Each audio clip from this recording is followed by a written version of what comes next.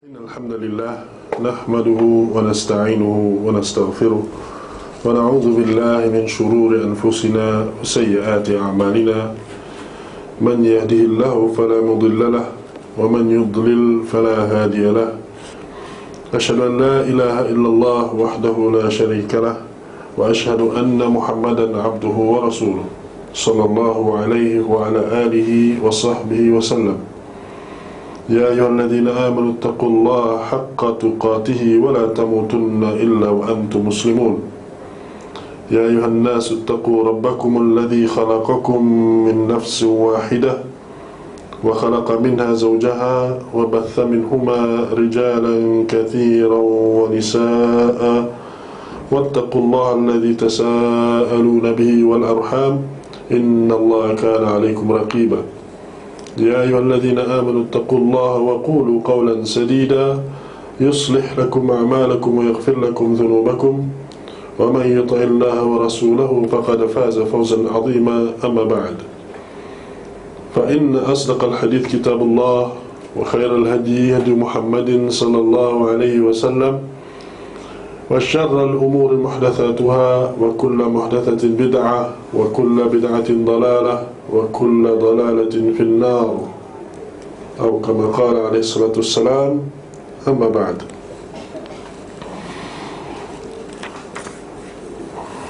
jadi kuliah ini insyaAllah kita akan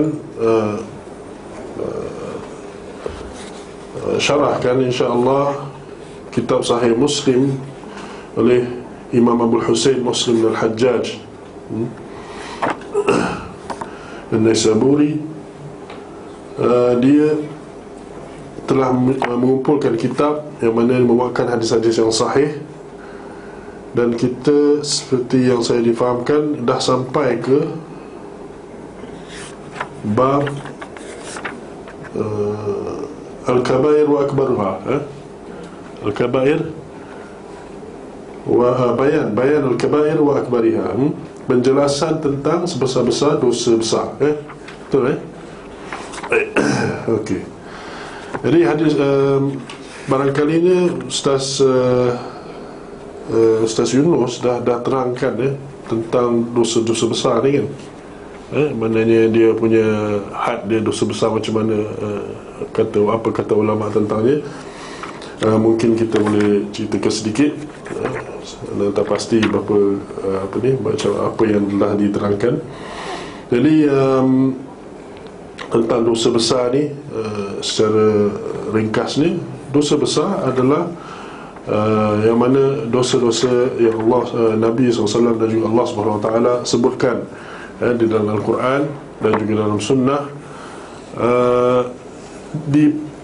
di selisih para ulama selisih pendapat tentang hadnya, apakah yang dikatakan sebagai dosa besar. Kerana dalam hadis seperti contohnya hadis kita ni, dalam hadis contohnya Ijtanibus sarral mubiqat, yang ni yang kita belum baca. Rasanya Ustaz Yunus belum cerita yang itu. Iaitu dia sebutkan tujuh dosa besar yang mau menghancurkan, tujuh. Tapi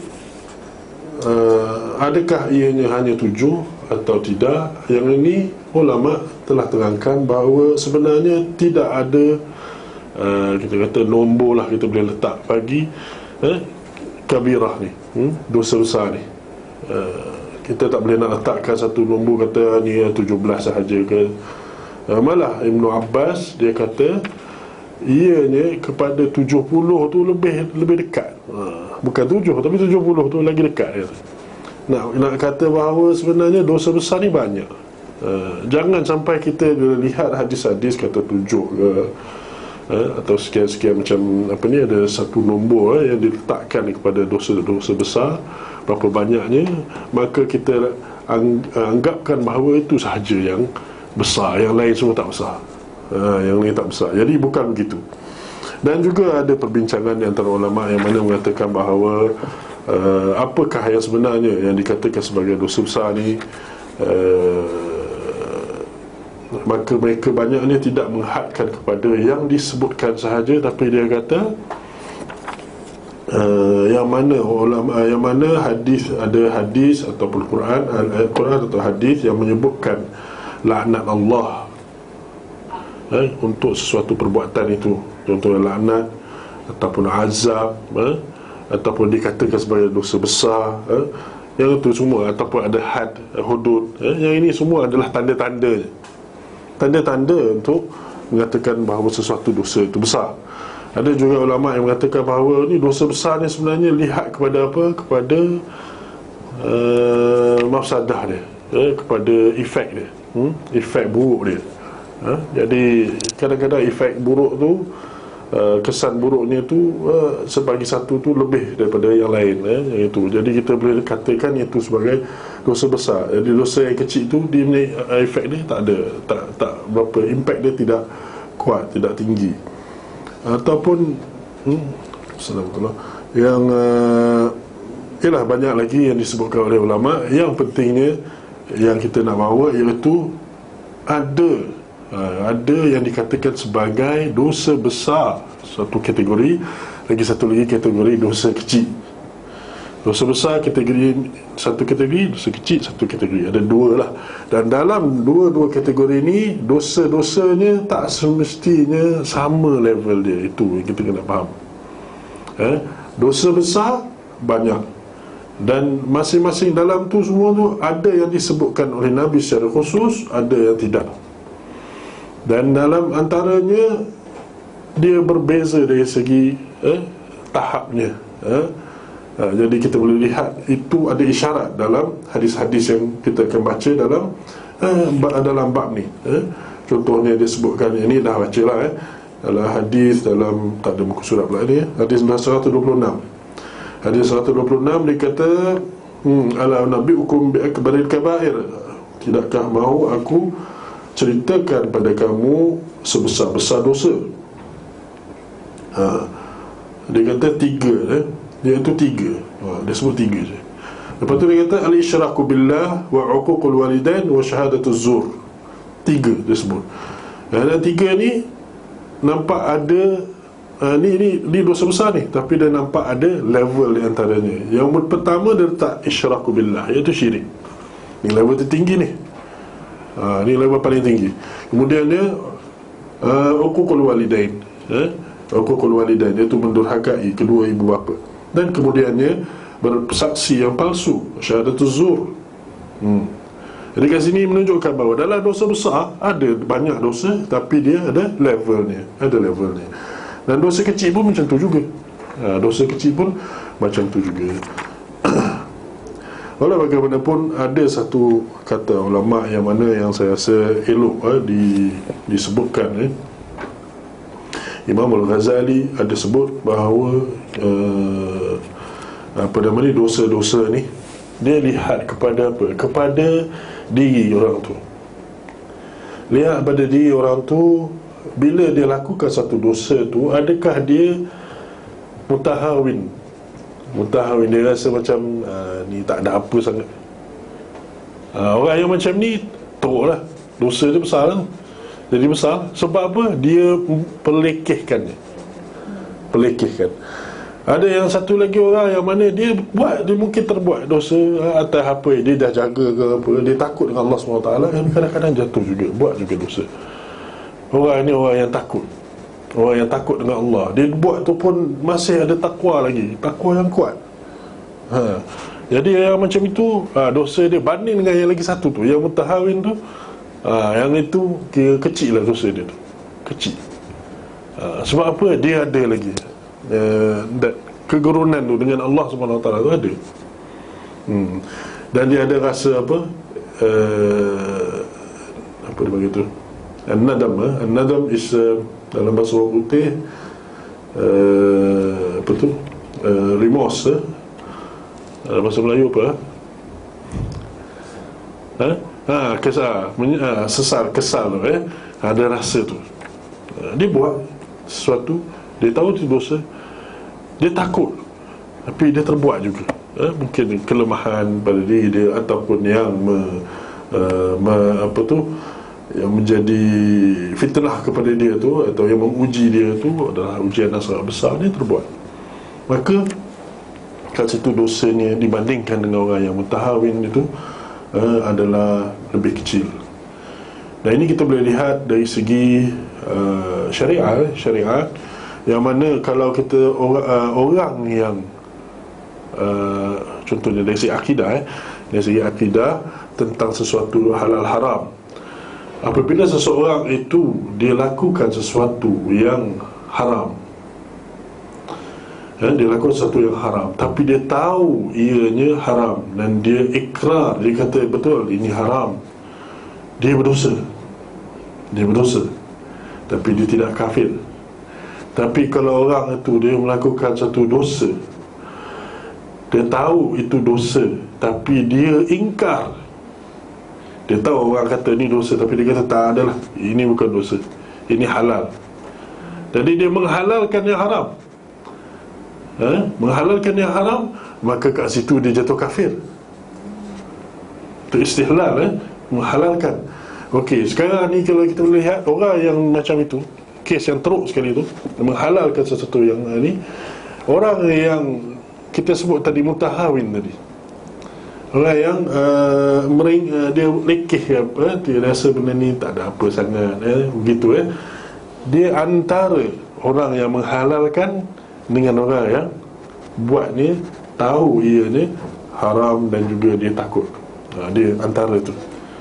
Lagi lekeh dia rasa, lagi dekatlah dia ke atas. Sehingga kan satu masa yang mana dia kata terus ianya halal, maka dia jatuh ke orang yang kafir. Na'udzubillah min dzalik.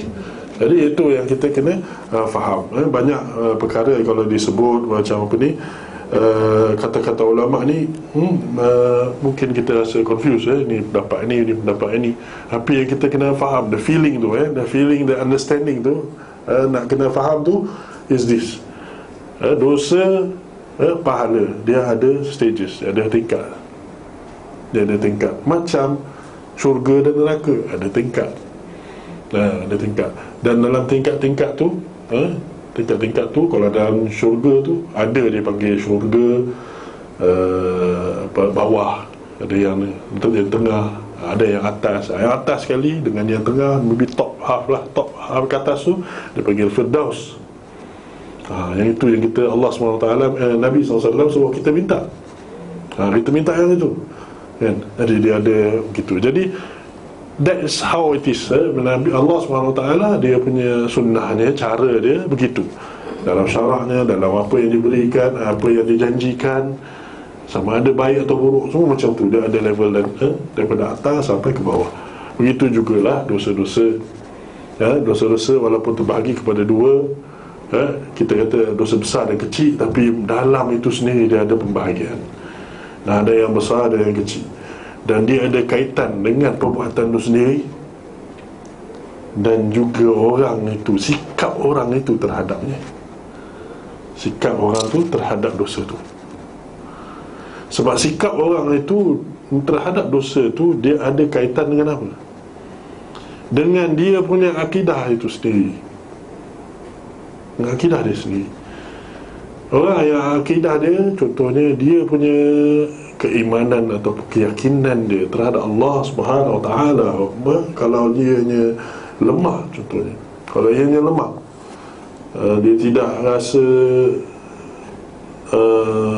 kata tak rasa berdosa lah, kata tak rasa berdosa, ataupun rasa kalau dosa sikit-sikit tak ada apalah kan, gitu. Yang mana Nabi SAW ada sebut dalam hadis, dia kata orang mukmin dia lihat dosa dia tu seperti apa? Gunung nak jatuh, nampak dia. Tapi kalau orang yang berdosa ni, yang tak apa ni, seperti lalat je, yang hinggap kat hidung, lepas tu dia halau gitu je. Jadi itu sikap tu, sikap. Jadi kita nak kaitkan dua-dua tu. Satu dosa itu sendiri yang mana Nabi sebut macam tu, ni satu, ni dua, ni tiga gitu, ataupun Allah SWT sebut dengan cara-cara yang berbeza lah, sama ada dengan had ke, dengan laknat ke, dengan azab ke, apa ke, semua tu. Itu kita gabungkan dua-dua tu. Gabungkan dua-dua tu, barulah kita boleh nampak macam mana keadaannya. Dosa itu mungkin dia lebih, contohnya kalau disebutkan berbeza, contohnya Ada di antaranya dia biasa sebut syirik memang first lah, dosa ni.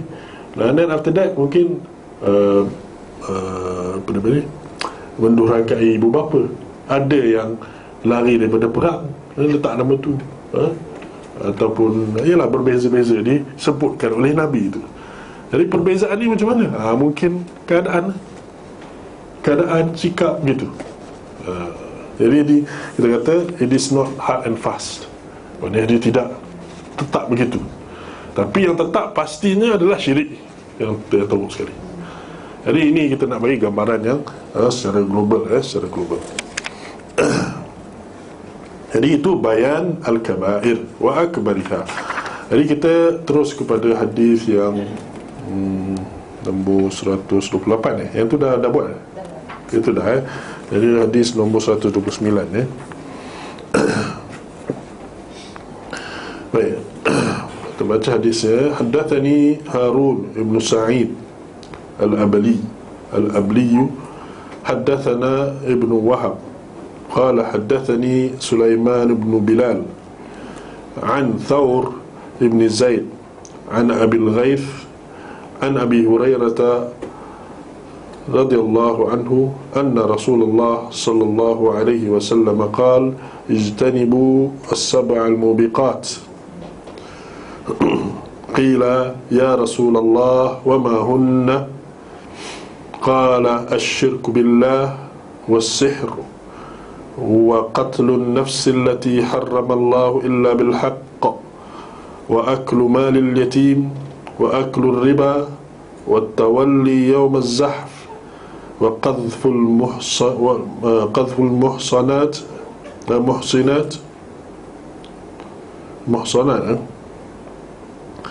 qadhful muhsanat al-ghafilat al-mu'minat. Jadi kat sini terjemahannya telah menceritakan kepada aku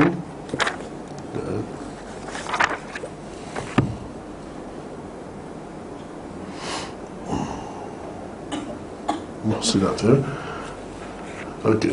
Telah menceritakan kepadaku Harun bin Sa'id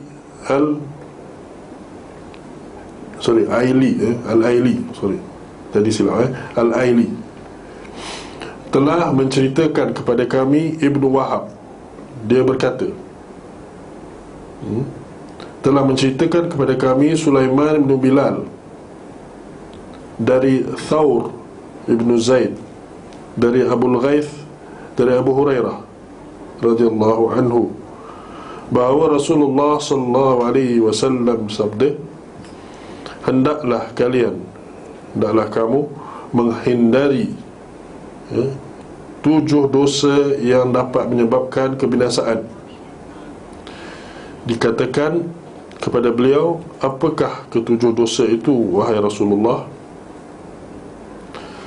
Beliau menjawab, dosa menyekutukan Allah, itu syirik, asyirku billah, dosa menyekutukan Allah, was-sihr, iaitu sihir, wa qatlun nafsi allati haramallahu illa bil haqq, iaitu membunuh jiwa yang diharamkan oleh Allah untuk dibunuh kecuali dengan hak, wa aklu malil yatim, memakan harta anak yatim, wa aklu riba, memakan riba, wa tawalli yawm az-zahf, iaitu lari dari medan pertempuran, wa qadhful muhsinat al-ghafilat al-mu'minat, iaitu menuduh wanita mukminah berbuat yang wanita mukminah baik-baik berbuat zina. Okey, itu dia punya terjemahan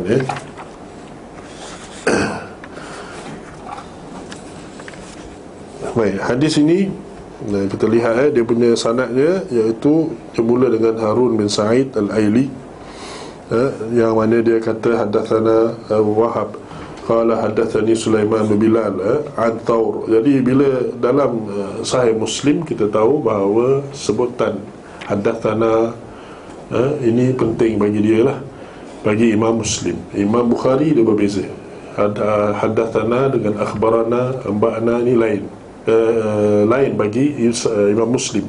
Tapi Imam Bukhari dia tidak ada beza, sama saja. sama saja, dia punya kekuatan pun sama saja. Jadi okey, jadi kat sini dia kata haddatsani Sulaiman bin Bilal wa Anthar, itu semua perawi-perawi yang disebutkan, sampailah kepada siapa? Kepada Abu Hurairah. Abu Hurairah.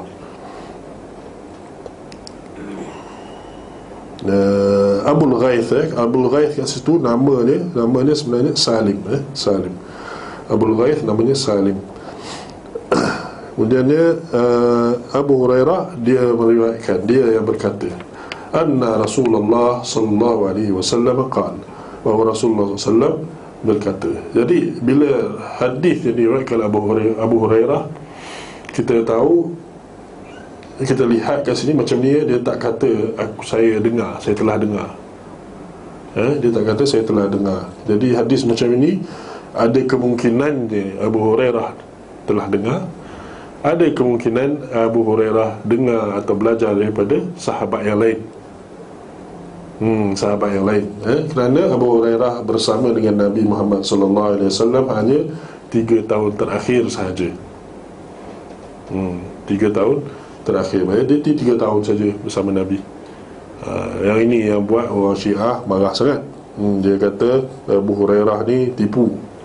Sebab apa? Sebab Abu Hurairah 3 tahun je bersama Nabi, macam mana dia boleh riwayat hadis yang paling banyak?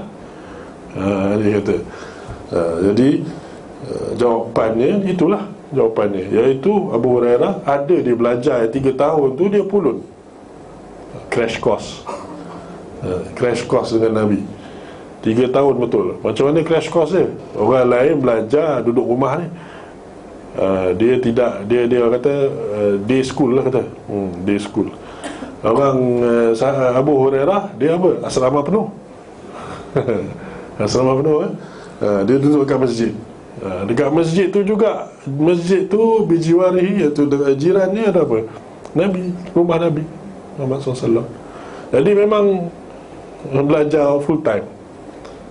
Yang lain-lain tu nak part time lah kita kata, part time atau sekolah kata day school. Tapi day school tu pun mungkin separuh-separuh, tak pasti. Kalau ada belajar, ada disebutkan ataupun pernah baca hadis di mana Umar radhiyallahu anhu, dia kata saya dengan jiran saya seorang pergi hari ini, esoknya saya pula pergi. Begitu.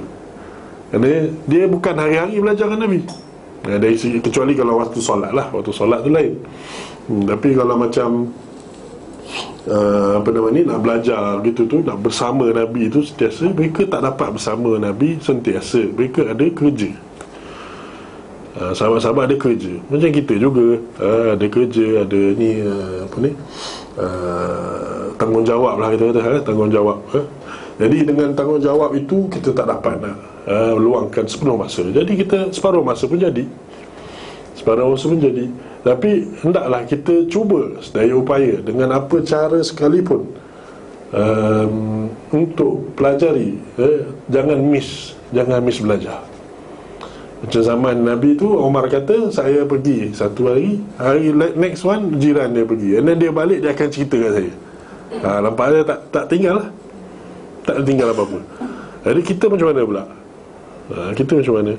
Jadi kita pergi belajar, contohnya ada kelas-kelas waktu satu Ahad, kita boleh datang. Tapi hari-hari yang lain tu mungkin tak dapat datang. Itu macam mana? Macam mana? Jadi dalam keadaan macam ni, kita cubalah manfaatkan apa yang ada, seperti recording, macam video ke, ataupun kaset sound yang mana guna sound saja pun cukup dah. Saya ingat dulu masa saya belajar pun,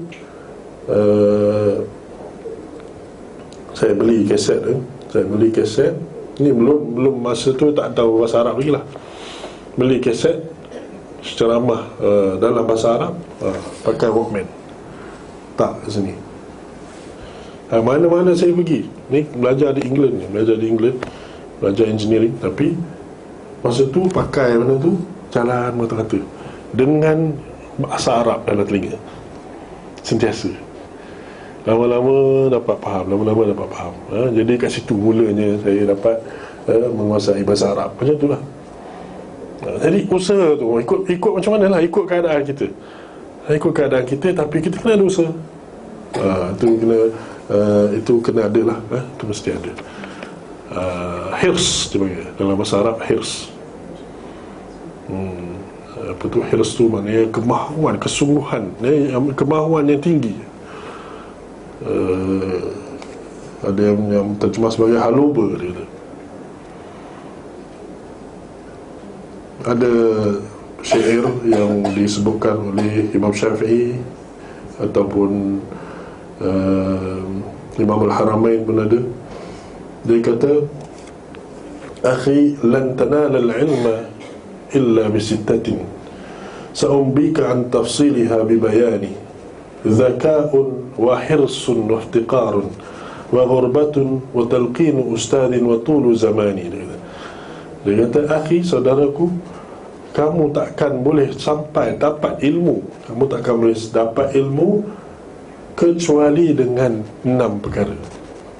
Tak boleh dapat ilmu kecuali 6. Zaka'un, first, pandai, cerdik. Wa hirsun, ni berkata tadi, hirsun, iaitu kesungguhan. Ini ada hirsun. Lepas tu iftiqarun, iftiqar iaitu rasa orang kata tak sentiasa tak cukup. Iftiqar ni daripada perkataan fakir, kita kata bahasa Melayu kita tahu fakir lah. Fakir ni orang yang macam mana? Orang yang memalu. Dia perlukan orang lain bantu dia, perlukan kepada bantuan lah. Bukan orang yang rani. Orang yang rani ni, kaya ni, dia tak perlu. Saya tak perlu kamu. Tapi orang yang fakir, dia perlukan. Sebab apa? Yang dia dapat hasil daripada titik peluh dia tak cukup untuk keperluan dia. Itu. Jadi iftiqar tu kena ada. Iftiqar kepada apa? Kepada ilmu.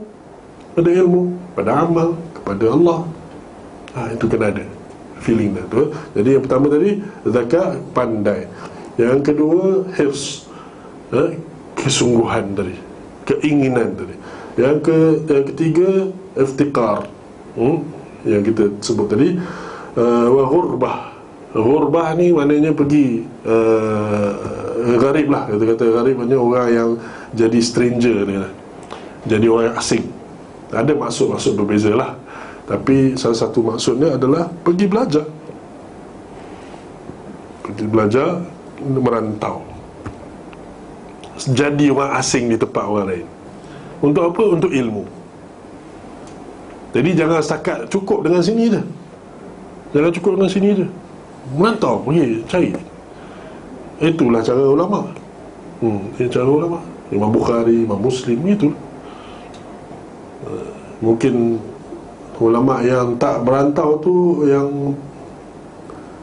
yang famous sekali, yang tak merantau Imam Malik lah. Tapi yang lain banyaknya semua merantau. Imam Syafi'i merantau sampai ke Iraq, sampai ke Mesir, sampai ke Madinah, dia pergi. Imam Malik tak. Sebab apa? Sebab orang lain merantau ke dia. Ulama lain datang jumpa dia, sebab dia Imam Darul Hijrah. Dia beza.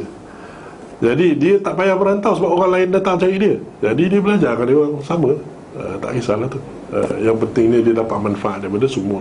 Dan di mata kata tempat ghurbah kita sebut tadi, ghurbah iaitu jadi orang asing. Jadi ghurbatun wa talqinu ustaz. Talqin ustaz, ni elok ni. Iaitu diajar oleh ustaz. Ustaz ni maknanya guru lah, guru. Apa ni? Bukan daripada buku. Mungkin orang kata, tapi ustaz, ada yang hadis yang apa ni, tak bermaknanya belajar dengan buku ni tak boleh. Betul. Betul. Belajar dengan buku bukan tak boleh, tapi dia adalah dibenarkan untuk orang yang dah ada asas. Dah ada asas. Jadi dia tidak lari menyimpang dalam kefahaman dia. Menyimpang dalam kefahaman dia. Jadi dia baca, contohlah baca Quran, baca Al-Quran, belajar Alhamdulillah Rabbil Alamin, Alhamdulillahi Rabbil Alamin. Itu dia baca Alhamdulillahi Rabbil Alamin. Dia tak tahu. Dia tak tahu. Dia baca sendiri, silap satu harakah, jadi tukar makna. Jadi segala puji bagi Allah, Tuhan orang alim je. Tuhan orang alim, orang tak alim bukan Tuhan. Gitu. Jadi bahaya. Jadi belajar biar dengan guru. Belajar guru. Yang keempat, yang last sekali, yang dengan 6, talqin ustaz wa tulu zamani. Tulu zamani maknanya panjang masa lah.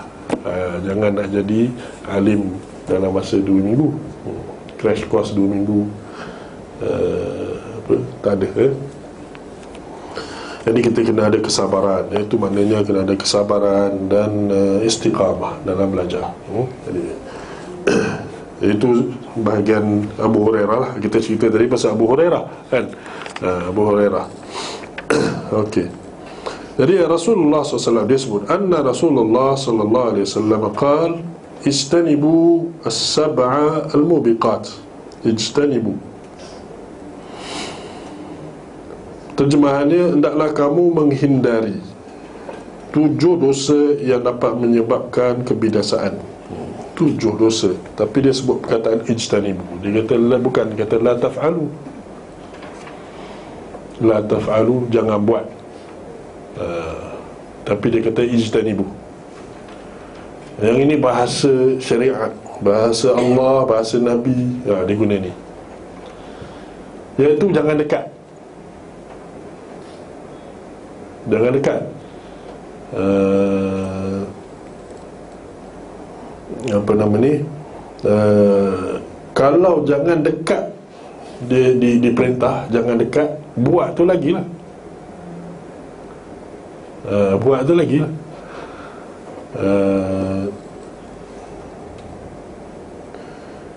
Inna macam apa ni dalam ayat Al-Quran, yas'alunaka 'anil khamri wal maisir. Sorry, bukan ayat tu. Ya ayyuhallazina amanu innal khamra al mai inna apa ni, innal khamra, itu dia kata fajtanibu. Kat ujung tu, kat ujung dia kata apa? Pasal khamar, pasal apa ni semua, dia kata apa kat ujung? Fajtanibu. Dia kata fajtanibu. Dia dah sebut dosa-dosa ni yang besar ni, betul dia kata fajtanibu. Apa dia maksudnya? Jauh daripada tu. Contohnya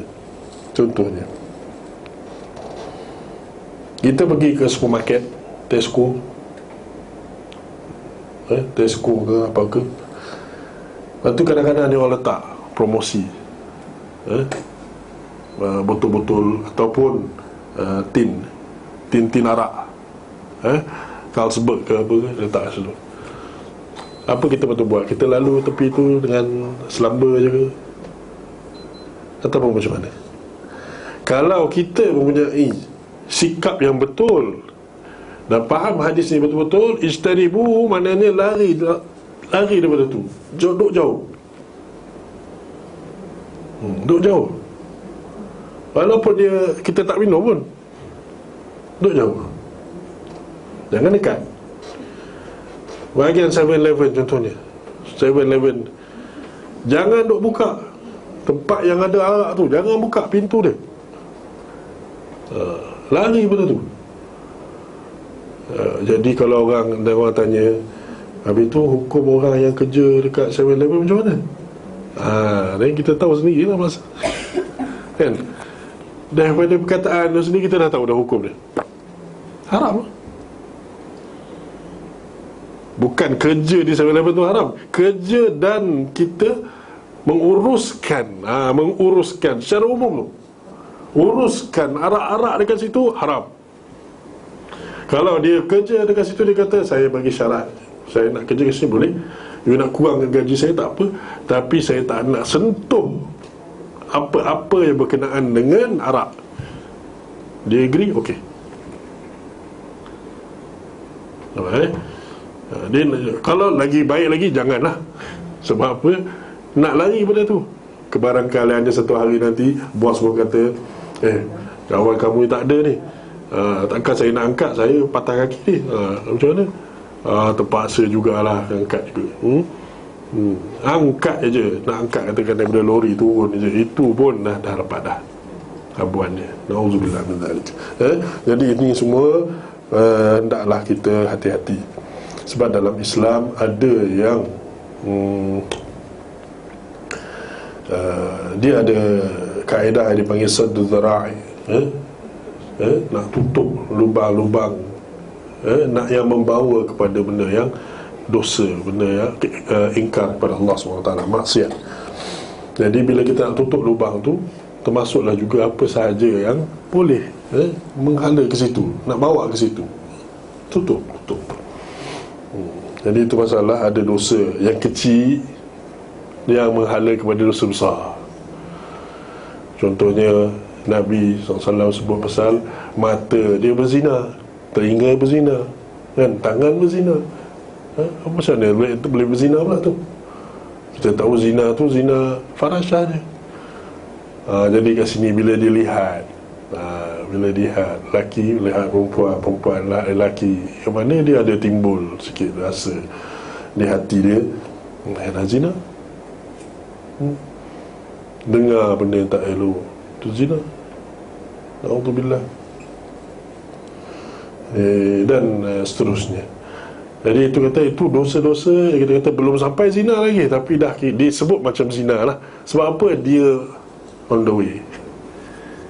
OTW dalam ni, on the way, on the way tu. Jadi ijtanibu sab'al mubiqat. Kita dah sebut tadi 7. Dia sebut 7 di sini bukan maknanya 7 sahaja. Itu yang kita sebut perkataan Ibn Abbas. Ibn Abbas kata iaitu 7 dosa besar. Lebih dosa besar tu bukan 7 saja, tapi kepada 70 ia lebih dekat. Ila sab'ina ya aqrab. Jadi maknanya banyak lagi. Dan ada benda yang disebut, ada benda yang tak disebut. Kadang-kadang dosa ni, contohnya dalam ijtanibu sab'al mubiqat, ada dia sebut, tempat lain dia sebut zina, kat sini tak ada sebut. Kecuali di sini qadhf, iaitu menuduh, tapi dia tak sebut zina. Tempat lain ada zina. Kalau ada zina, lepas tu liwat macam mana pula? Liwat lagi teruk, kan? Liwat lagi teruk, jadi tak sebut pula. So dekat mana semua tu? Ini kita kata ni, bendanya yang disebutkan oleh Nabi kadang-kadang bukannya menghadkan, tapi ianya mungkin perkara-perkara yang ketika itu sesuatu yang kita kata concern lah. Macam kita pergi sembahyang Jumaat tu. Kalau pergi sembahyang Jumaat, kita dengar khatib tu kata kita naklah menghindari maksiat ke apa ke, ataupun masalah di masyarakat seperti zina dan disebutlah beberapa perkara, dadah dan apa. Sebab apa? Sebab itu yang berleluasa. Bukan sebab itu aja yang ada, itu aja dosa, yang lain bukan dosa, bukan. Jadi ini kita faham.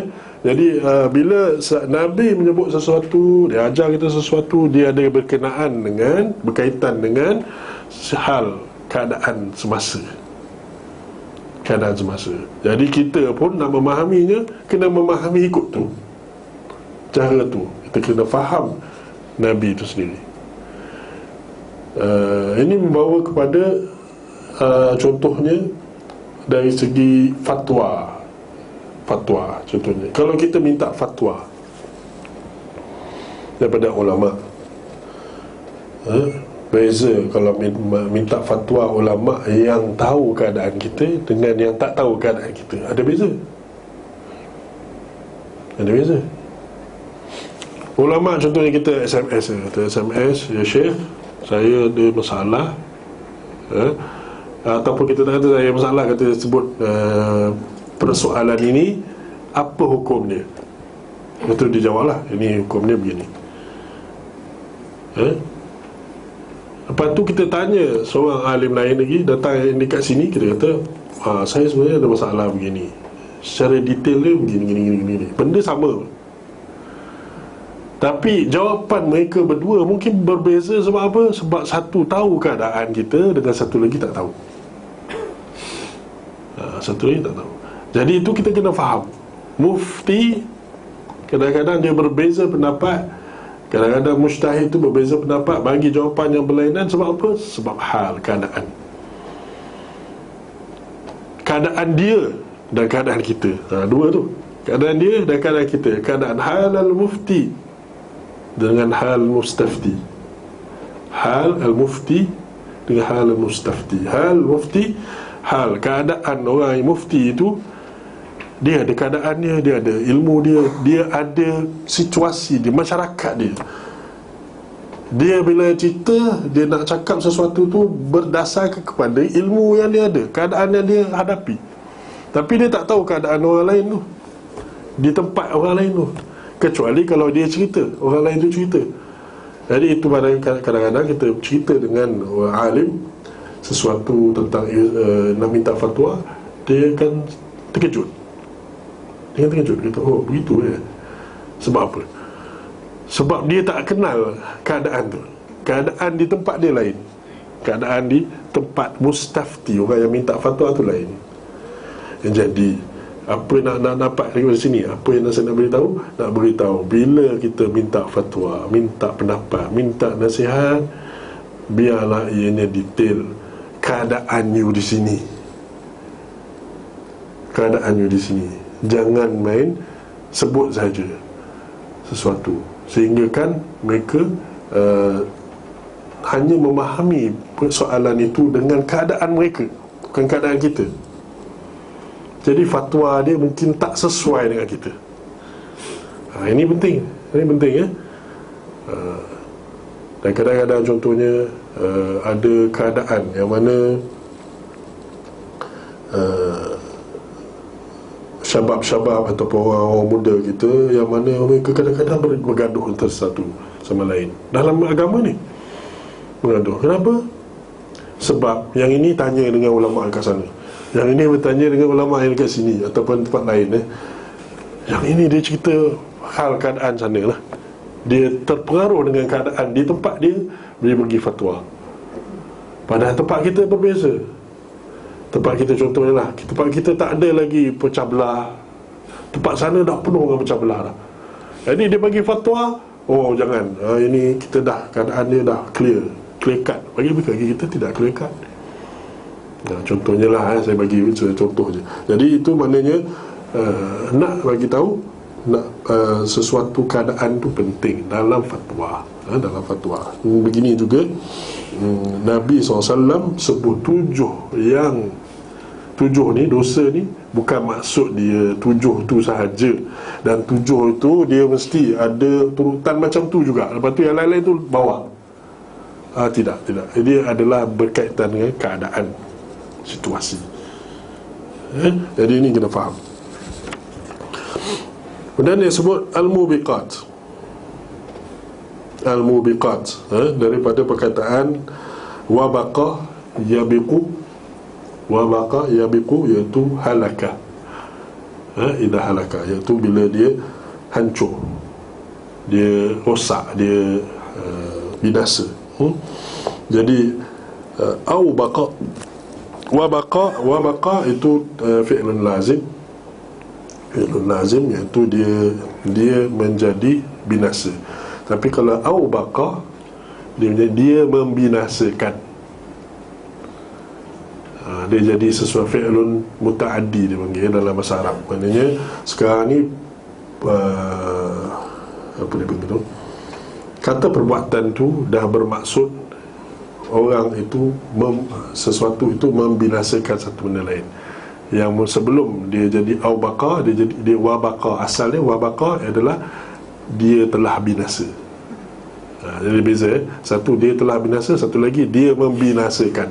Jadi kat sini yang membinasakan tu, itu asal kepada perkataan mubiqat. Al-mubiq Mubiq maknanya membinasakan. Jadi sebab ada 7 sini, jadi menjadi mubiqat, jadi dia jadi plural, plural. 7 yang membinasakan, yang membinasakan.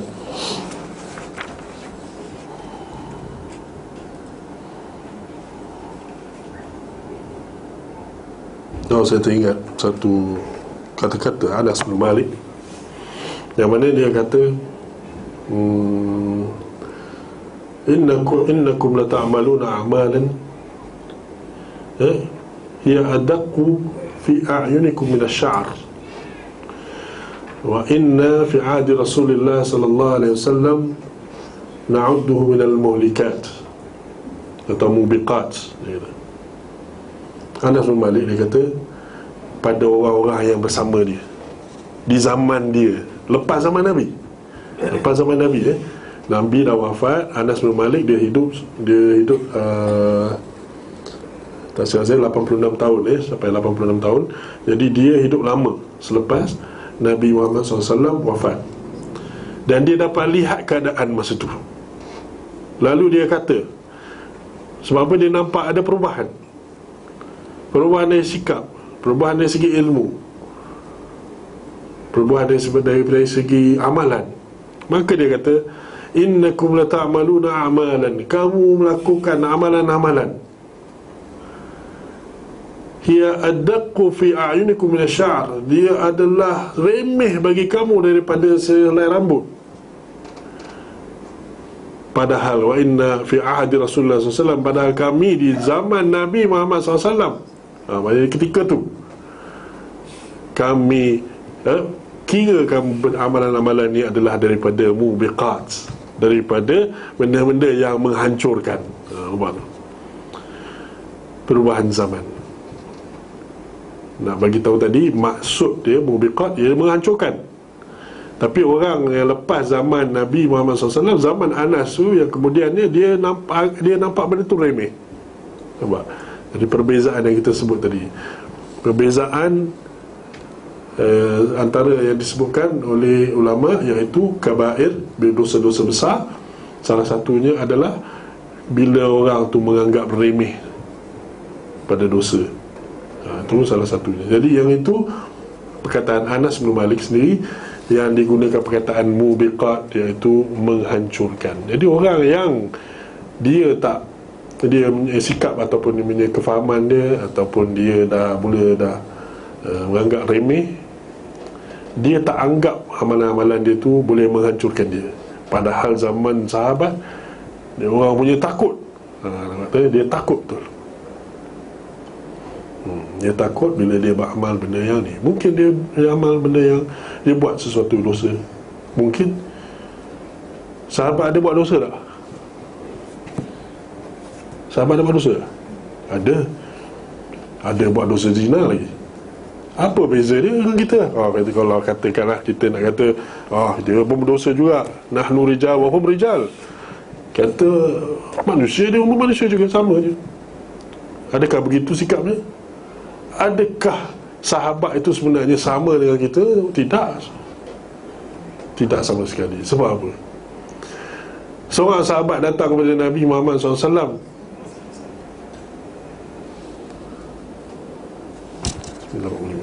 So dia datang kepada Nabi Muhammad SAW. Dia kata,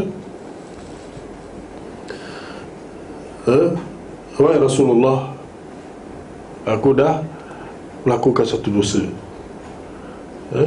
Dia dah takut dah tu. Aku telah cium seorang perempuan, dia kata, yang bukan dia punya ni lah, bukan dia punya mahram lah. Tolong wajarkan saya, apa yang perlu saya buat? Tu Nabi kata, ikut saya. Ikut je. Tu Nabi pun bawa dia pergi buat benda baik. Lepas tu, dah ujung-ujung tu dia kata, Nabi, saya buat benda salah tadi, apa yang patut saya buat? Itulah, ikut apa yang kita buat tadi, itulah, iaitu buat kebajikan. Kerana innal hasanat yudhibna sayyiat. Kerana hasanat, pahala-pahala dia menyingkirkan yang apa tu, yang tak baik tu tadi, yang dosa tadi. Sebab apa? Dia ada mizan, ada mizan. Sekarang ni Itu sahabat. Dia lakukan tu. Dia pergi jumpa dengan Nabi, yang mana dia, Nabi tu bukan orang biasa. Nabi tu tak malu dia. Lah malu, memang malu. Tapi malu dia tu tak lebih besar daripada takut dia kepada Allah SWT. Itu pasal dia pergi jumpa Nabi. Kalau kita, ada tak kita pergi jumpa ustaz, saya dah buat dosa apa ni, ataupun siapa-siapa lah, diam je dia, takut, malu apa semua, ataupun tak ada rasa malu langsung. Itu pun satu lagi. Jadi apa bezanya sahabat-sahabat? Yang ada yang sahabat ni pula yang perempuan datang kepada Nabi SAW. Dia kata, ya Rasulullah, zanait. Wahai Rasulullah, aku telah berzina. Bukan nak bagi tahu, tapi nak minta. Nah, tu dia. Sebenarnya beza dia kalau kita sebut, kalau kita pergi pada orang yang berkuasa, kita tak pergi pada orang berkuasa, tapi dia ni pergi kepada orang berkuasa. Ketika tu pemerintah yang ada kuasa nak jatuhkan hukuman atas dia, malah memang ada hukuman untuk itu, dia berani pergi. Bukan berani, sebenarnya dia takut kepada apa? Bukan kepada hukuman tu, tapi dia takut pada Allah. Tu pasal dia pergi juga pada Nabi. Dia kata, zanait, aku dah berzina. Nabi toleh, tak nak dengar. Pergi ke depan Nabi lagi, zanait. Dia kata, tak. Nabi toleh beberapa kali. Kemudian dia cakap lagi, zanait, Nabi, aku telah berzina. Nabi kata, abika junun. Dia kata, mana gila. Kenapa Nabi kata gitu? Macam kita yang tahu, apa Nabi ni cakap benda tak elok ke, kan? Maki orang ni. Macam kita kata, kamu ni gila. Bukan itu maksudnya. Nabi cakap tu, abiki junun, maknanya adakah kamu ni, sebab Nabi tak nak hukum dia.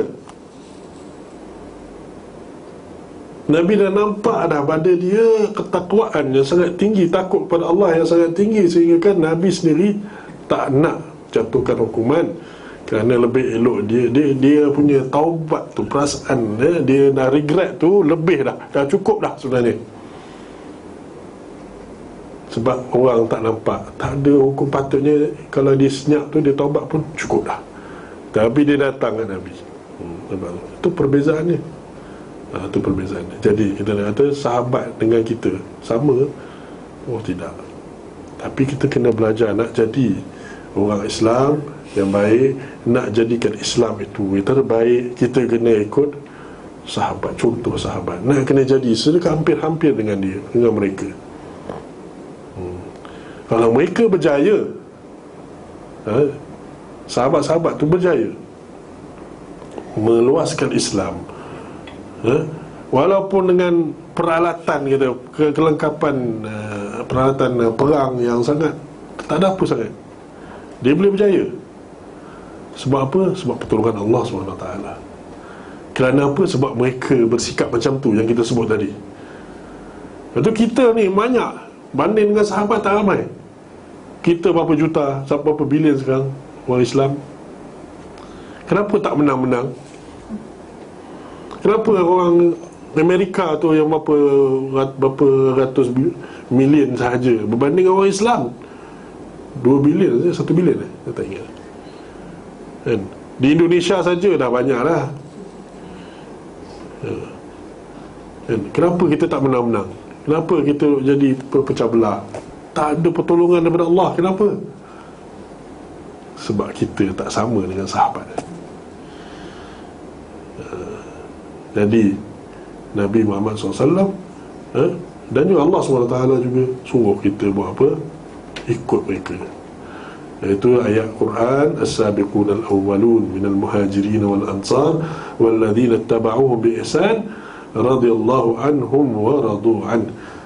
As-sabiqun al-awwalun, orang yang mula-mula, yang lebih cepat, lebih awal lagi dari Islam, lebih ke depan lagi, lebih ke depan. Siapa dia? Daripada golongan muhajirin dan ansar, iaitu sahabat. Walladzina taba'uhum bi ihsan, dan orang-orang yang ikut mereka tu Yang ini, orang geng-geng ni yang ikut sahabat ni, Allah redha dengan mereka dan mereka redha dengan Allah. Baru dapat keredaan. Kalau kita tak ada sama macam tu, tak dekat lah gitu, kat mana kita nak dapat keredaan Allah semua? Kat mana? Jadi kita kena cuba dekatkan diri kita dengan Allah SWT sedekat-dekatnya dengan mengikut para sahabat Nabi dari segi kefahaman, sikap dan selain lainnya, insyaAllah. Tarik mereka, jalan mereka tu. Baik, dia kata sini, qala ijtanibus sab'al mubiqat, jauhilah 7 dosa besar. Qila ya Rasulullah, dikata kepada mereka, wahai Rasulullah, kepada dia, kepada Nabi, dikata kepada Nabi, wahai Rasulullah, wa ma hunna, apakah itu? Jadi ini nak kita boleh dapat kat sini, Nabi SAW cara dia bila nak mengajar, dia sebut sesuatu yang menjadi penarik, daya penarik, ada daya penarik.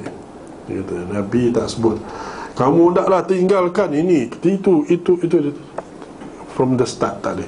Nabi kata tinggalkanlah 7 yang boleh menghancurkan. Senyap. Lepas tu orang pun, Allah ya, apa dia tu? Nabi tak cakap lah, wa ma hunna ya Rasulullah. Cukup seorang aja bertanya. Contohnya lah, kalau saya ni boring sangat lah, contohnya lah, Ustaz ni boring sangat ni, bercakap lama sangat kan, tak ada orang nak gelar, tak ada orang apa, dah lama semua pegang sibuk. Lepas tu ada seorang tu lah, seorang ni dia tidur awal, lepas tu dia bangun lewat sikit, okay, dia fresh sikit lah. Dia, Ustaz, saya ada soalan. Masa tu apa jadi? Semua yang tadi macam ni semua, betul tak? Semua buka mata. Sebab apa? Ada soalan. Macam tu lah. Macam tu. Ijtanibus sab'al mubiqat, dah habis. Senyap. Nabi dah tak kata lebih. Lepas tu orang tanya, ma hunna ya Rasulullah. Lepas tu barulah orang mula bangun, kira ready to accept. Itu dia. Ini kaedah Nabi guna dalam mengajar. Banyak macam ni kita jumpa ya. Jadi baru Nabi sebut asyirku billah was-sihru wa qatlun nafs allati harrama Allah illa bil haqq wa aklu malil yatim wa aklu riba wa tawalli yawm az-zahf wa qadhful muhsinatil ghafilatil mu'minat. Tu. Jadi baru Nabi kirakan. Jadi kalau kita tengok pada yang dikirakan ni semuanya, sebenarnya dia boleh kita katakan dari segi turutan tu ada jugalah. Ada. Sebab apa? Mesti dia sebut syirik yang first. Syirik mesti first.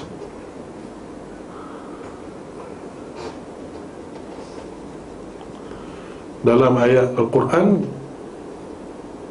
begitu juga, tapi ada juga ayat yang tak, tapi dia reverse. Innama harrama rabbi al-fawahisha ma dhahara minha wa ma batan wal ithma wal baghya bighairi al-haq an tusyriku billahi ma lam yunzil bihi sultana wa an taqulu 'ala Allahi ma la ta'lamun. Ayat tu dia ada reverse. Dia sebut dosa-dosa lain dulu, lepas tu dia makin besar. Lepas tu last bukan syirik, tapi sebelum last syirik, and then dia sebut benda lain. Kenapa pula tu?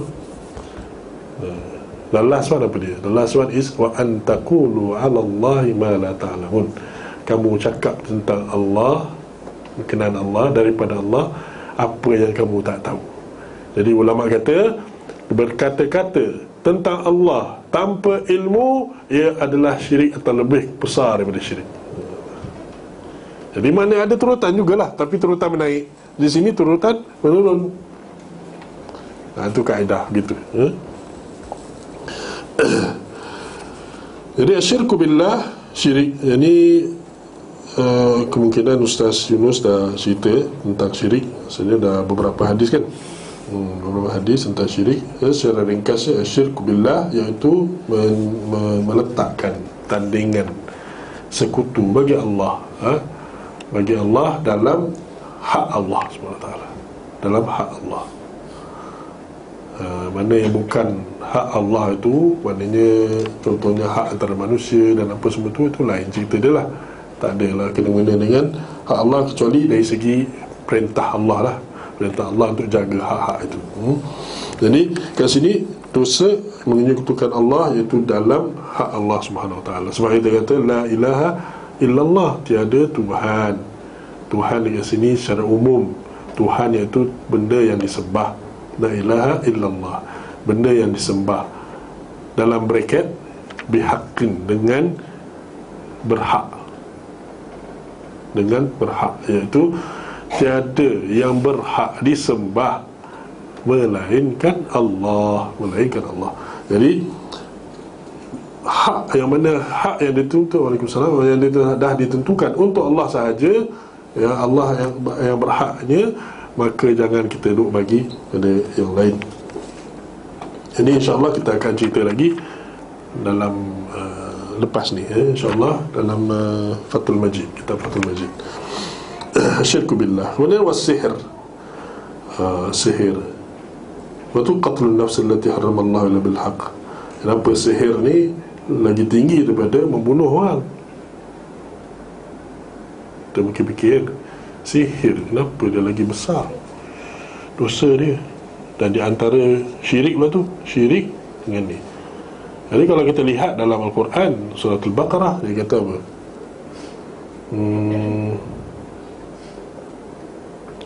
Wattaba'u ma tatlu syaitan ala mulki Sulaiman.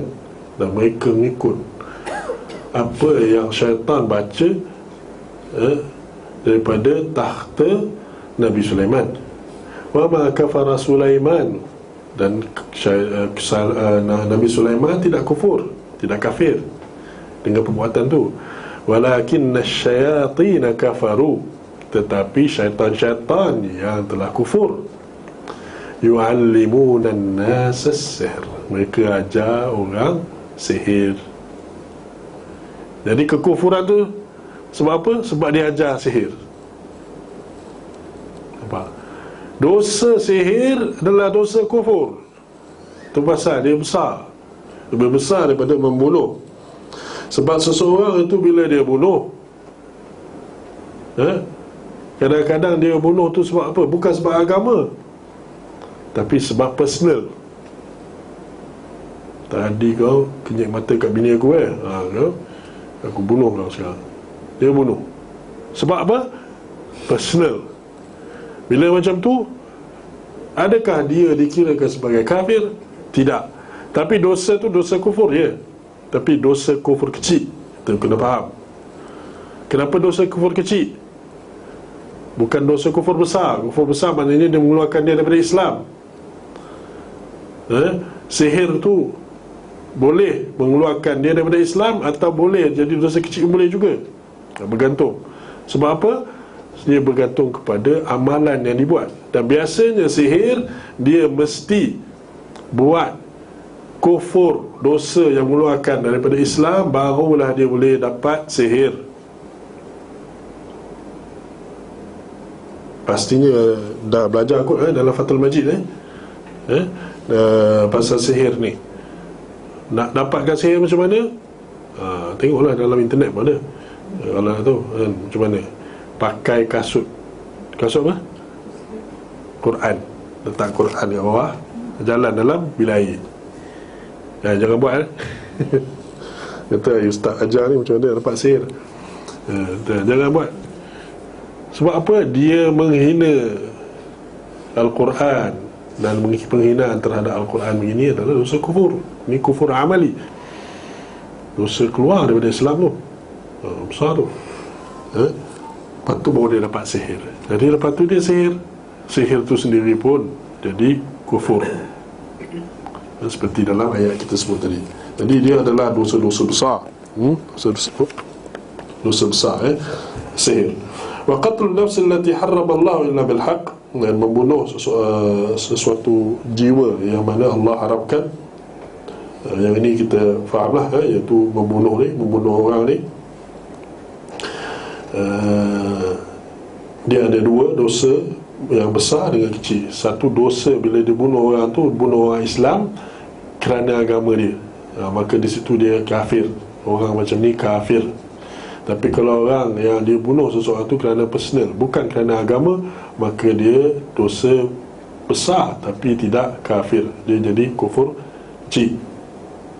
Kenapa kufur juga? Sebab Nabi Muhammad SAW sebut, sibabul muslim fusuq wa qitaluhum kufur. Saya dah belajar ni kan?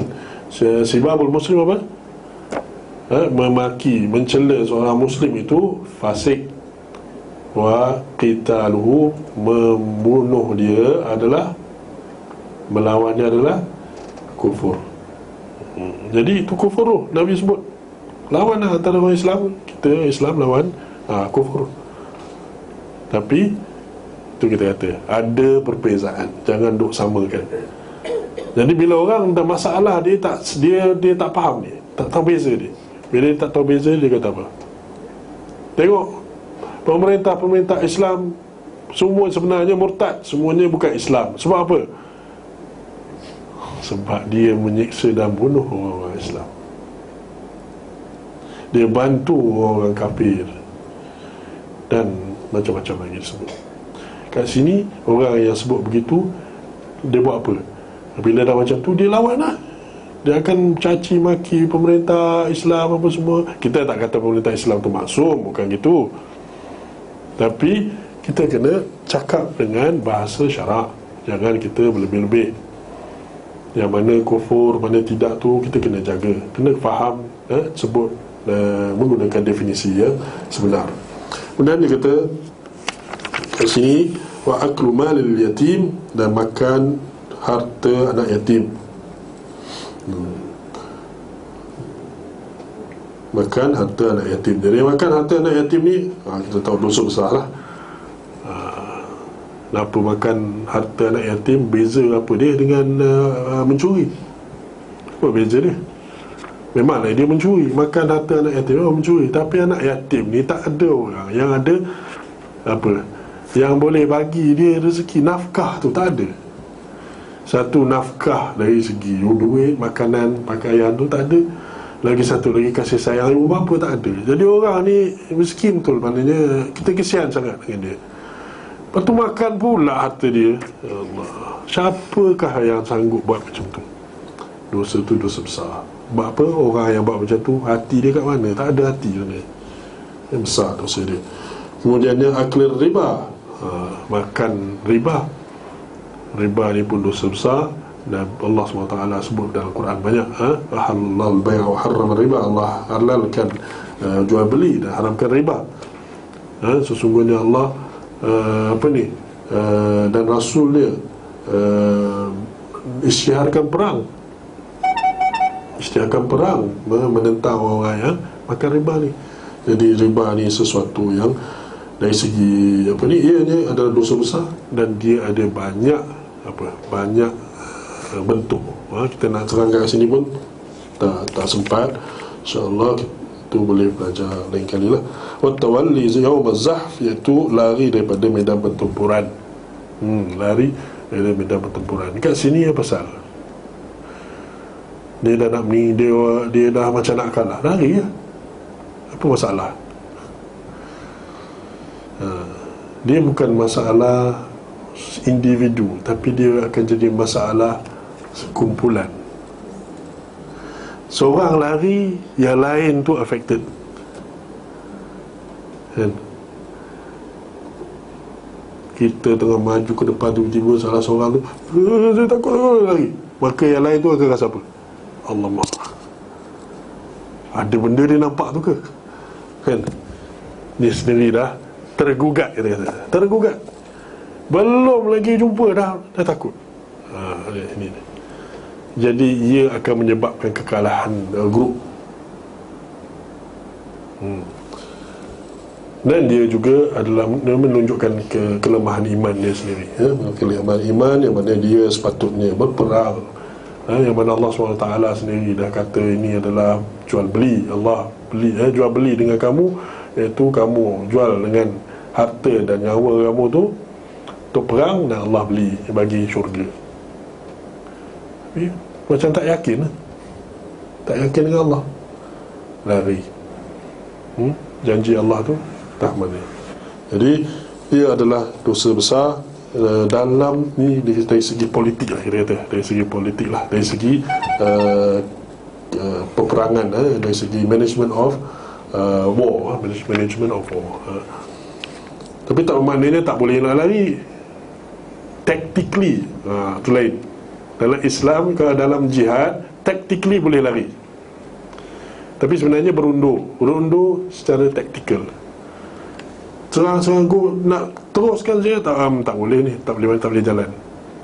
Kita undur untuk regroup dan buat strategi lain. Okey. Tapi dia mesti apa? Mesti ada perintah daripada imam tu sendiri, the leader of the war, of the army. Leader of the army. Okey, lagi satu lagi, qadhful muhsinat al-ghafilat al-mu'minat, iaitu menuduh wanita mukminah baik-baik daripada yang melakukan zina. Jadi muhsinat al-ghafilat al-mu'minat. Al-muhsinat ni orang yang ialah dia tidak dia jauh daripada kekejian lah, dia tak buat benda yang keji. Al-muhsinat.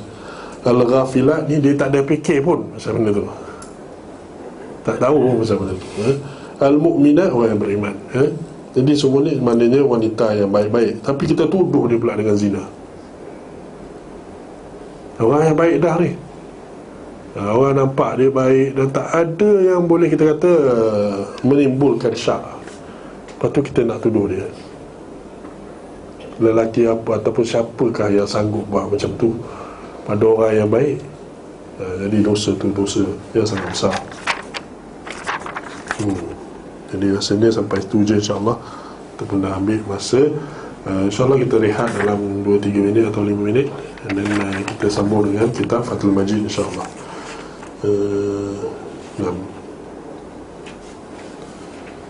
Subhanakallah wa bihamdika, asyhadu an la ilaha illa anta, astaghfiruka wa atubu ilaik. Assalamualaikum warahmatullahi wabarakatuh.